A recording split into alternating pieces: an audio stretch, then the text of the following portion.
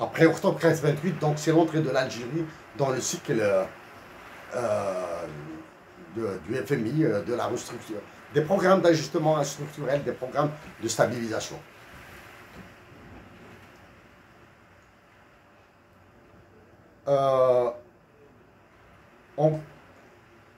Nous sommes en juin.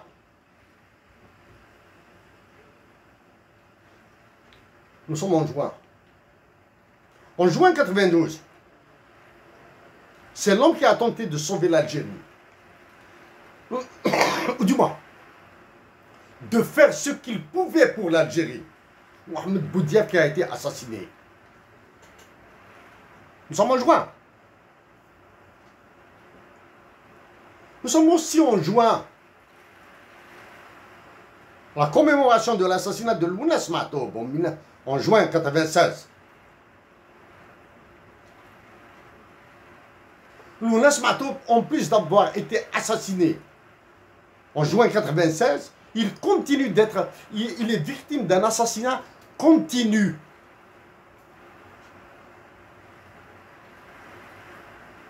Premièrement, en l'utilisant comme faire valoir. Deuxième raison, tout son travail pour la patrie d'abord et la question anthropologique est ignorée.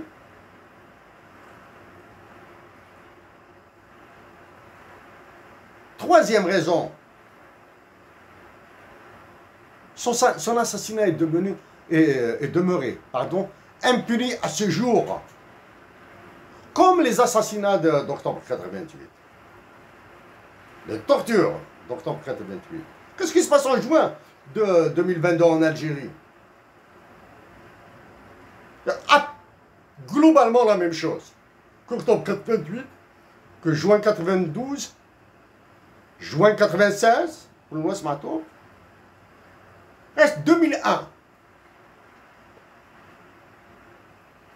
Nous avons été très proches des animateurs de ce mouvement dans la région de Béjaïa.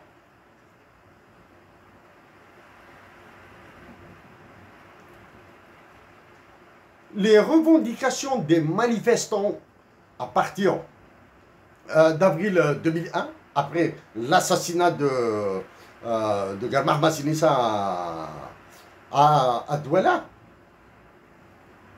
ont été du niveau social et économique d'abord. La question de la revendication de Tamazight n'a été ajoutée qu'in extremis. Et à partir de l'ajout de la question Amazigh, le mouvement est parti en vrille. Béjaïa d'un côté, avec deux organisations, le CPWP et la CICB, Tizi Ouzou et sa région avec une autre organisation, la CADC, et la région de Bouira avec une autre organisation. Voilà le résultat. Donc, de 88 jusqu'à 2001, quand nous faisons l'addition macabre, c'est le même topo qui se redessine, du moins que nous vivons en Algérie actuellement.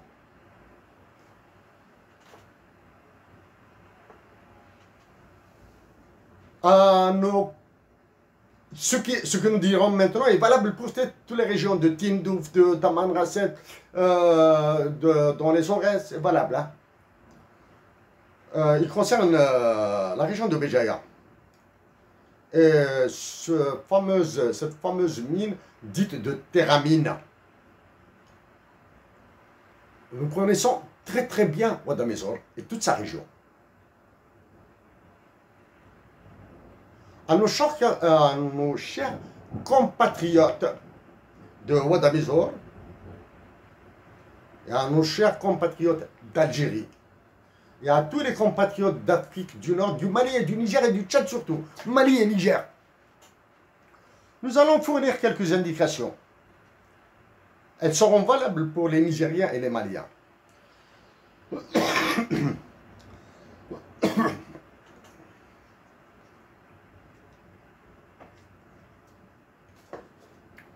2014, quand la question Amazigh s'est reposée, nous avons attiré l'attention des Algériens sur la partition de l'Algérie et sur les dérives de la Banque d'Algérie. Nous avons reçu ce que nous avons reçu comme critique. Nous avons reçu. Dans ce que nous avions dit en 2014 et 2015, nous avons cité nommément le projet de Téramine à Ouadamezor. Donc ce n'est pas aujourd'hui que nous découvrons Téramine à Ouadamezor.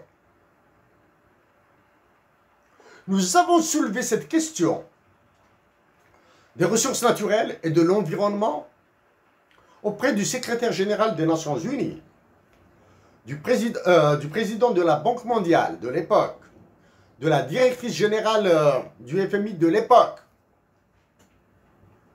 Nous l'avons avec des lettres officielles. Nous avons obtenu des réponses de la part du secrétaire général de l'ONU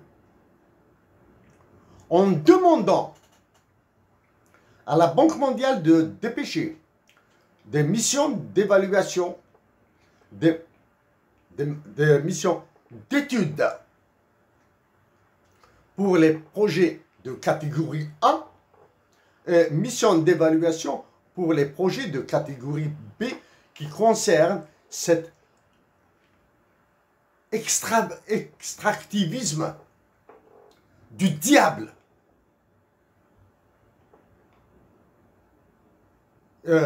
qui vient d'être lancé en Algérie. C'est un extractivisme du diable. Ensuite, nous avons repris toujours ces projets d'extractivisme en incluant d'autres protocoles additionnels. Le principe de l'équateur, par exemple.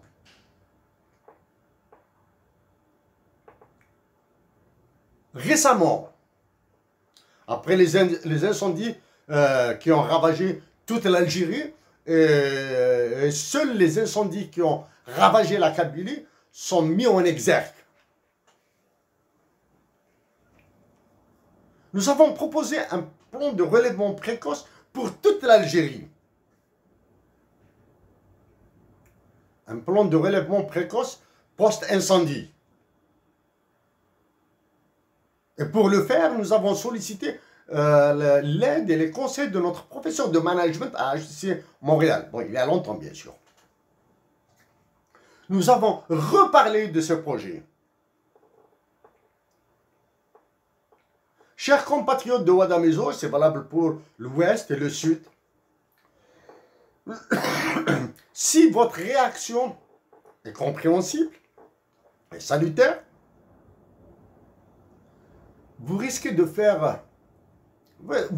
l'objet d'une manipulation qui va encore embraser l'Algérie, le temps de faire passer la loi sur l'investissement, le temps de faire passer la loi sur tarification de la santé, sur la réduction de l'éducation, etc. La dévaluation du dinar. Futur, elle s'annonce, hein, comme s'annonce la nomination des nouveaux gouverneurs de la Banque d'Algérie. Vous risquez de devenir, nous nous excusons de l'expression, les dents de la farce, et d'être les véhicules d'un désastre. Vous allez couvrir un désastre par des manifestations. Tout ce que nous venons de dire ici, là, nous l'avons dit, nous l'avons écrit dans notre ouvrage publié en France, le livre de la jarre pour la patrie. Bien sûr, nous avons ajouté des droits internationaux. Nous avons fourni des calculs, des preuves comme ceux que nous allons vous présenter après. Donc, soyez lucides. À nos compatriotes de la région de Tizi Ouzou, nous le répétons, nous avons de l'admiration pour des joueurs de football. pour les équipes, nous sommes loin. Nous sommes incapables de fournir un élément d'analyse d'une rencontre de football. Nous sommes incapables de fournir un élément d'analyse d'une rencontre de football. Nous pouvons commenter une rencontre de football à condition qu'il y ait des joueurs que nous admirons dedans, comme Chaban Marskan, comme Rachid Adrir, comme Diego Maradona, le prophète du football. Ce sera un commentaire plus, en plus d'être subjectif, il sera plus sentimental. Comme nous sommes incapables d'analyser, de commenter pourquoi les défenseurs comme ça, les attaquants comme ça, les milieux comme ça, le gardien comme ça, nous sommes incapables de fournir. Ce qui se passe autour de la JSK sans le roussi. Avant, c'était les syndicalistes de l'ENIAM et les travailleurs de l'IAM qui étaient en ébullition. Nous pensons avoir participé à mettre de la sagesse et de la raison dans leurs actions. Nous pensons. Mais après, c'est la JSK. Elle est de tous les événements négatifs.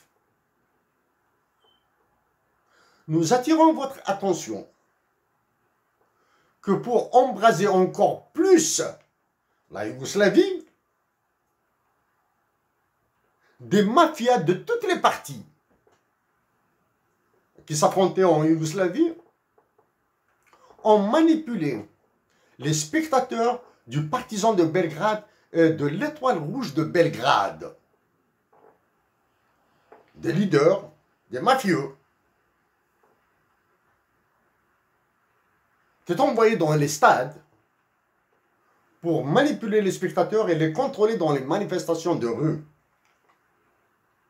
et désigner ceux qui s'occuperont de la violence.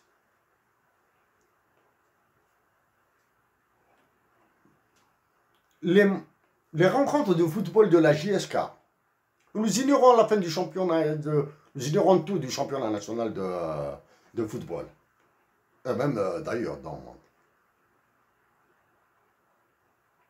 Doivent être surveillés comme du lait sur le feu.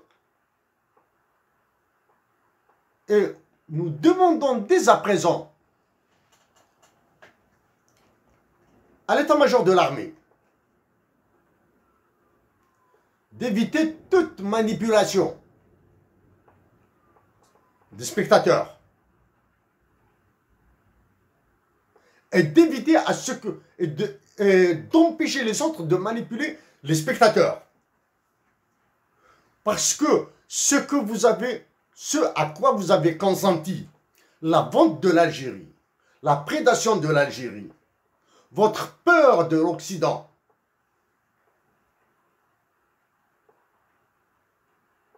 vous a rendu aveugle sur l'avenir de la patrie.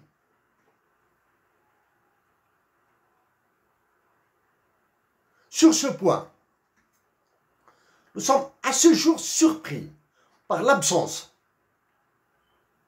d'action, au moins décrite comme ça, au sens large, d'une manière très générale. Nous sommes surpris par l'absence des attachés de défense et militaires en France, en Angleterre, au Canada, aux États-Unis, en Russie, en Chine. Ils sont absents. Ce serait excessivement grave de leur part s'ils demandaient, par exemple, la résidence permanente dans ces pays ou bien d'acquérir la nationalité de ces pays, s'ils ne l'ont pas déjà fait, pour éviter de rentrer définitivement en Algérie. De rentrer en Algérie.